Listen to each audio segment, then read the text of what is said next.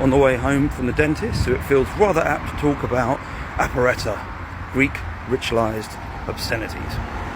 As you might guess, this was shameful language, the type of things that you should not be saying, predominantly, or rather often, by women in women's festivals, such as the Aporreta and the Halawa. And the Halawa is something I'll be doing a mini-sode on, so if you listen to the Ancient History Hound podcast, good. If you don't, get subscribing. The Halawa was a midwind festival, and the rationale behind the whole use of Aporreta is linked to Demeter, who's an agricultural goddess.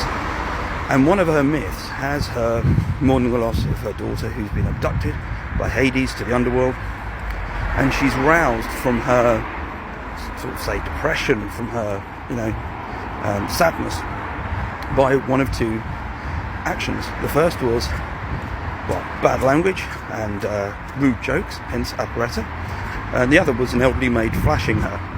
There we go.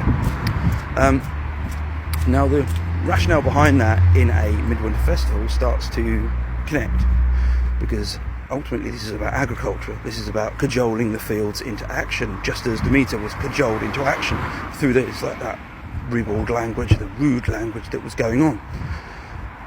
And it's quite a fascinating thing. You had women partying all night and using all kinds of language, and the idea was that would hopefully ensure that crops would be grown properly and Demeter would be spurred into action, or at least help them out. So what you have is a midwinter festival where you have lots of bad language, drunken behaviour, and women swearing. Throw in a cheese board, an argument over a board game, and that's pretty much my Boxing Day. And I look forward to it.